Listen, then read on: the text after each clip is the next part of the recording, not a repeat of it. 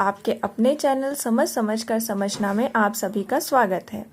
आज मैं आपके सामने छोटे से टॉपिक उपसर्ग को लेकर के प्रस्तुत हुई हूँ। आप लोगों को मैं उपसर्ग के बारे में बताऊंगी, उसकी डिफिनीशन, कितने प्रकार के होते हैं, ये सब चीज़ें।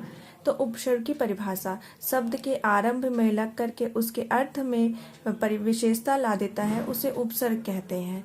उपसर्ग और प्रत्यय में हमें बहुत कंफ्यूजन होता है। कभी कभी हम सोचते हैं कि कहाँ पे उपसर्ग किसे कहेंगे और प्रत्यय कहेंगे। हमें दोनों को पता है कि एक आगे लगता है, एक पीछे लगता है, लेकिन हम इन दोनों में बहुत कंफ्यूजन में आ जाते हैं कि कहाँ पे उपसर्ग होगा। तो उपसर्ग और प्रत्यय का एक नॉर्मल सा ट्रिक है। आप उप वर्णमाला का पहले उप आता है तो आप समझ लीजिए कि जो पहले आए उप उप ऊ पहले आता है तो आप समझ लीजिए कि हाँ, उस पे उपसर्ग उसे कहेंगे जहाँ पे पहले लगेगा। और प्रत्यय प्रा वर्णमाला में बाद में आता है, तो जिससे आप समझ सकते हैं कि प्रा बाद में लगता है। अब आता है, जैसे हम उदाहरण के लिए आपको ले परा में पराशक्ति, पराशक्ति हो गया, पराक्रम हो गया, पराजय हो गया, पराभव हो गया, पराधीन हो गया, पराभूत हो गया। ये सब चीजें परा से बनी हुई हैं। ये आगे लगा हुआ है। अब देखिए, अगर हम आगे आगे ये परा हटा देते हैं तो इसमें क्रम बचता है। अब इस क्रम को आप देखिए, ये एक सार्थक शब्द है।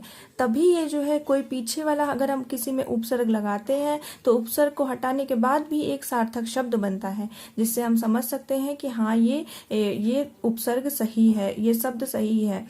इसके बाद आता है हम उपसर्गों के प्रकार। उपसर्ग 3 प्रकार के होते हैं। संस्कृत उपसर्ग होता है, उर्दू में उपसर्ग होते हैं और हिंदी में उपसर्ग होते हैं। अब हम आप लोगों को संस्कृत के उपसर्ग बताते हैं। जैसे कि संस्कृत में उपसर्ग होता है अति, अधि, अनु, अप, अभि, अओ, आ, उत, उद, अप, दु, दुर, दुष, दुर्ष, दुर, नी, नि, निश, निर, परा, प्रा, प्रति, परि, फी, सम, शु।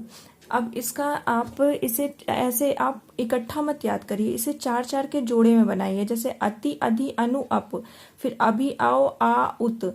ऐसे ऐसे 5 या 4 के जोड़े में आप बना के याद करेंगे तो आपको आसानी से याद हो जाएगा और आप आसानी से समझ भी पाएंगे। जैसे अति का बहुल्य होता है, फिर अधि समीप होता है, इसका अर्थ। अनु पीछे, साथ या समान होता है।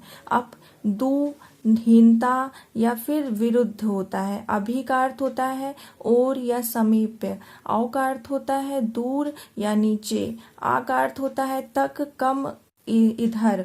उत या उद का अर्थ होता है ऊपर या उन्नति। अप का अर्थ होता है निकट, सहायता, सहायक, छोटा।